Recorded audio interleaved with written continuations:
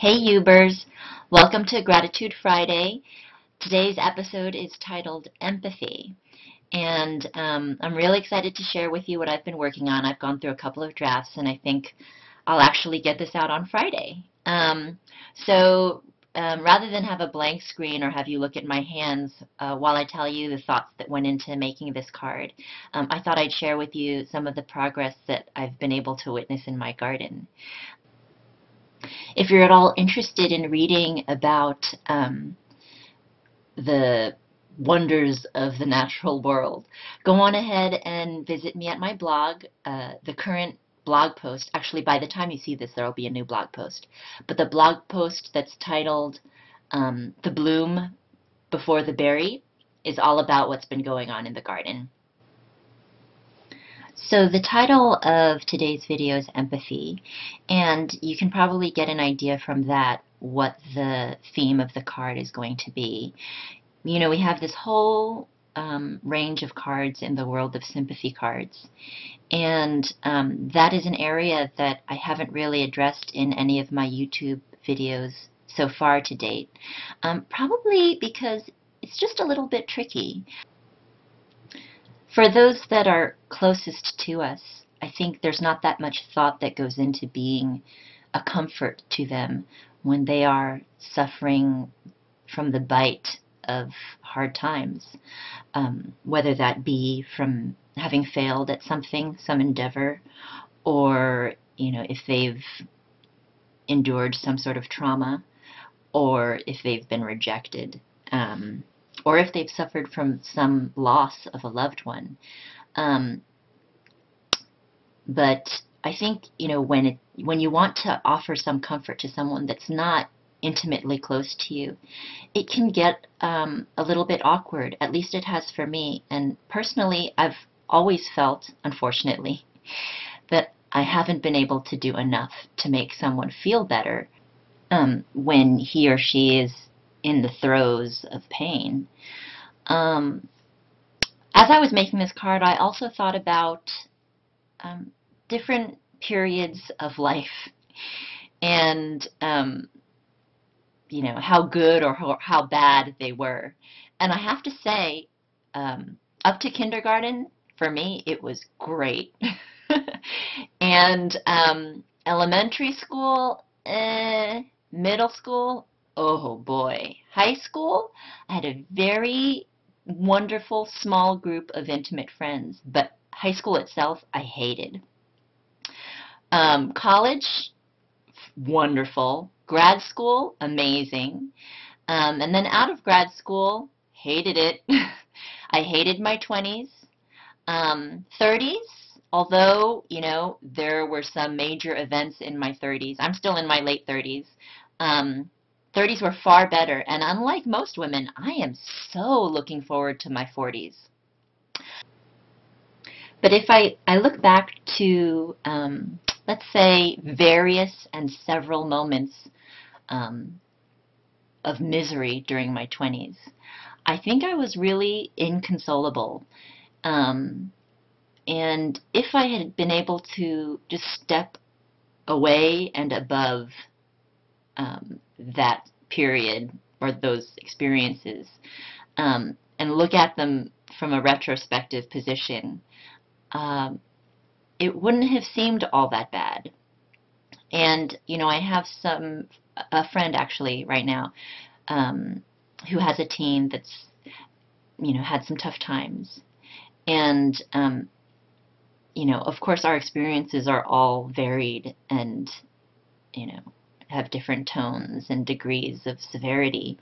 But I think if I could somehow just share with her the fact that it will pass, and that down the line, when she's looking at her life from a point in the future, the throbbing pain that she's experiencing will no longer be there. The memory may be. I think women are much less successful at letting go of memories than men are, and tell me if you disagree or not. But the memory may still be there. And if you're lucky, if it's a memory you don't want to keep, it won't be. But anyway, I was trying to brainstorm how I could come up with a visual metaphor for what I'm talking about. And tell me if you disagree or not once the video is over. I think I came up with a really good one and something that might serve to calm and comfort and pacify someone who's going through a difficult time. So before I go on to the video, I just want to share with you, if you haven't read my blog yet, that I just found out this last weekend that I won a place on Hampton Art's first ever design team. Um, I was so excited. You should have been a fly on the wall because I was screaming, "Woohoo! Woohoo!" and clapping my hands and running up and down the stairs while my dog followed me barking like crazy because he didn't understand why I was so excited. I hope you guys can woohoo along with me because at least for those of you who subscribe to me, you've been there from the beginning, and I'm so excited to make craft an even bigger, who thought that was possible, an even bigger part of my life, and to be able to spread the word here on the tube. If you check my blog post, leaping, clapping, whooping for joy, you can hear more about my thoughts on crafting and how I got into it in the first place. I think I can really appreciate it because I've spent so much time doing other things out of necessity that I didn't really choose to do. So the card front is going to be long, 3 3/4 by 8 3/4. I think I might have written 9 there, but it's 8 3/4. And you want to cut a piece of scrap paper that's stiff. So I used some craft. And that craft is going to act as your mask, and we're going to do a lot of sketching on it as well. So I'm drawing a horizon line. I tried this on a 4 1/4 by 5 1/2 format, but I think for the effect we're going for, this long format will be much more appropriate. I can really play up the horizontal lines, which in general, I think in a painting or in a card are very calming to the viewer. And I'm drawing some craggy mountaintops in the foreground. There are going to be 2 levels of craggy mountaintops. And I'm numbering those levels just so I can be clear and not lose track of what will ultimately be masking pieces. So this is going to be the 2nd level. And also, if you number it, it really helps you keep track, because we're going to cut all of this up. It helps you keep track of the orientation, what's top and what's bottom of your masking piece, and what's front and what's back, because this is going to be one of those somewhat intricate cards that you know I love doing. And as you look off to the horizon, the craggy mountaintops become smooth, because it's all about perspective.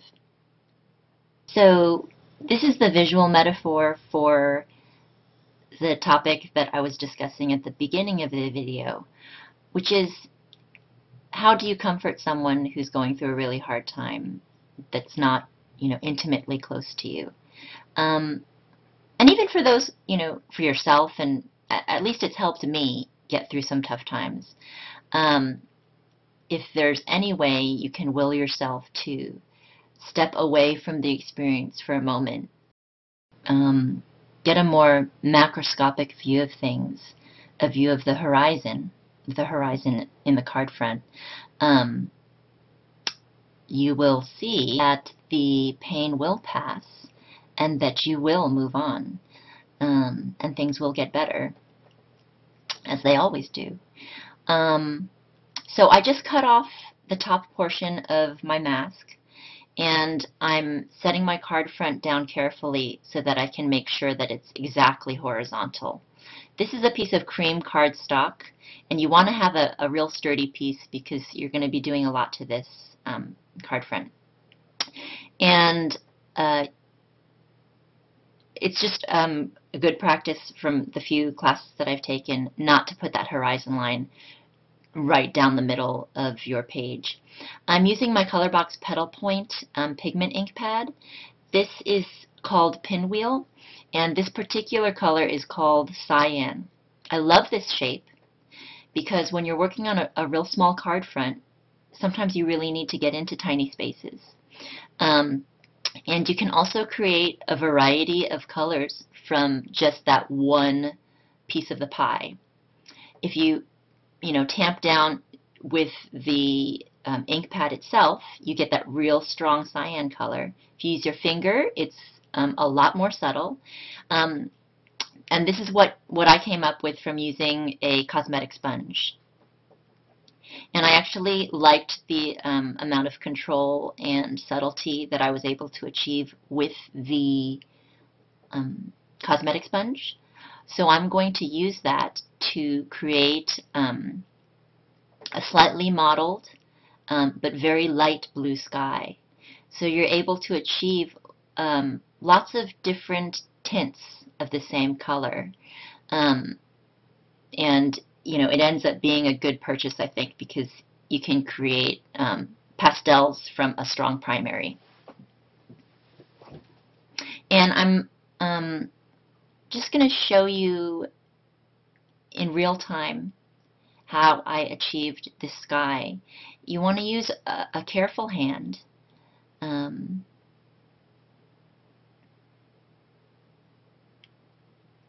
ultimately, through this masking, I think it's sort of a stencil. It feels like, when I've stenciled patterns on walls of my home before, just masking off certain areas and then tamping through with your paint.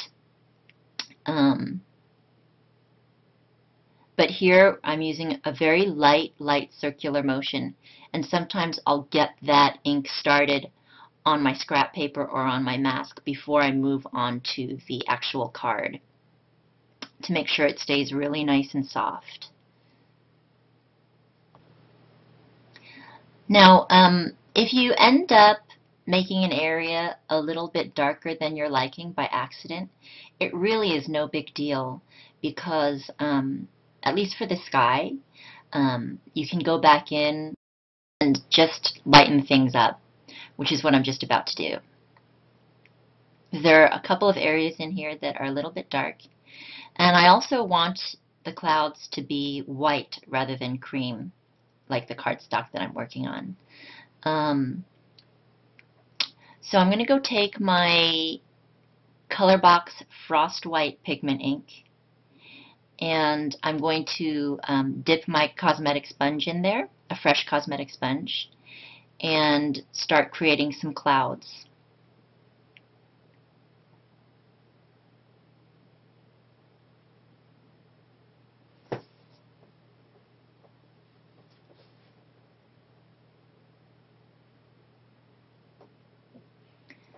I started out doing a little bit of a circular motion like I had with the cyan, but in the end I did a lot of tamping. So here it is when it's finished. Tamping to create that soft cottony look. And I'm setting my heat tool on it because pigment ink takes a little bit longer to dry. And that's a blessing sometimes because you want to have that time to be able to blend.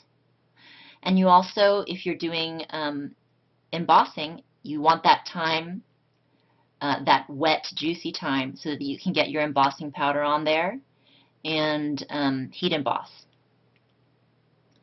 So one thing I noticed, and you probably can't see it in the video, is that it's got a light sheen on it when it's still wet, and that's how you can tell that it's wet. And when you set the heat tool on it, it steams a little bit, and that sheen disappears.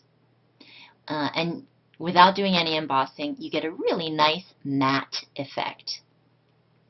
I'll tell you, I went through so many different versions of this card before making this video for you. I actually alternated with layers of embossed, different, like alternating with matte and shiny embossed levels. I experimented with like patchwork rather than gradient, and ultimately, I think for this type of card, a real matte effect is nice. So I'm cutting off level number 6, and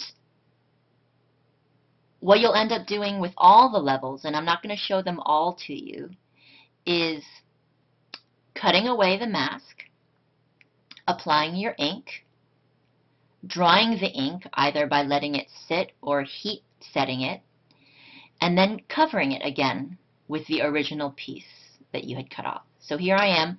I've just finished level 7 and I'm covering that section. Now I'm sure you could probably do this with different masking papers that I've seen, but I don't have those. So I'm just using what I've got. And I'm just placing that 6th level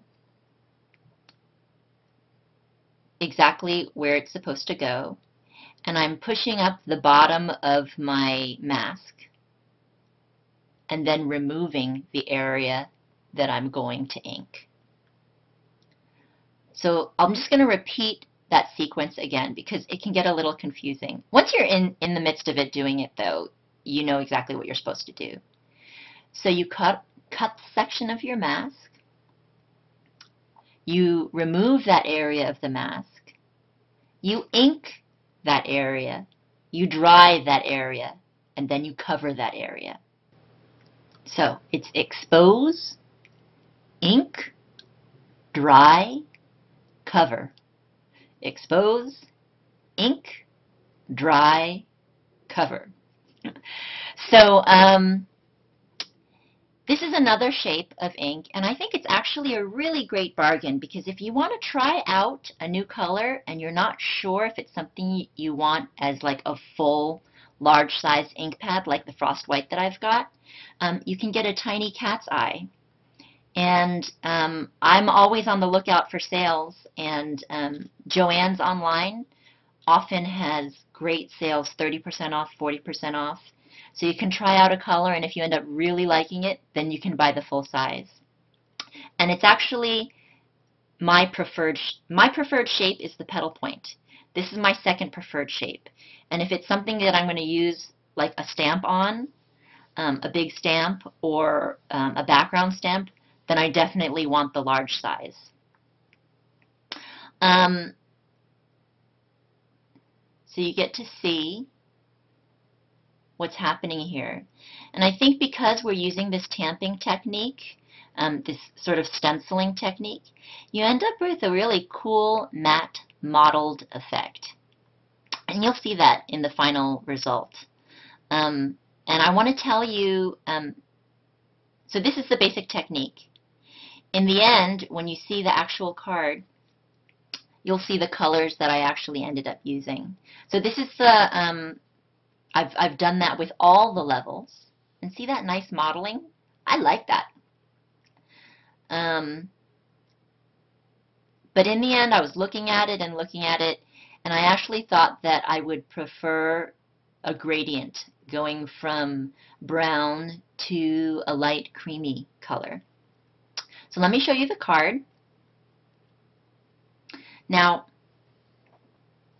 the sentiment says, keep your eyes on the horizon. And at the very end, I'll show you what it says on the inside. And let me tell you how the colors go from top to bottom. I used cyan for the sky. For the 6th level, I used parchment. For the 5th level, I used lettuce. And for the next level, I used olive. And then I used another pie piece from a different petal point set. And this is the Arboretum, and that was the ochre. And then after ochre, I used cocoa. And after cocoa, I used brown. And this brown is a very rich brown. It's not at all like an umber. So that brown was from a regular sized ink pad that I used a cosmetic sponge on. And so you end up with an interesting mottled matte effect. And Although this card didn't use any stamping really this week, I think it's pretty unique. So it takes a little bit of time, but if there's someone out there that you really care for that's going through a difficult period in life, you can send out all that healing energy towards them while you're making it. And this is the final sentiment on the inside: for this too shall pass. Um, and I printed this out using Adobe InDesign. And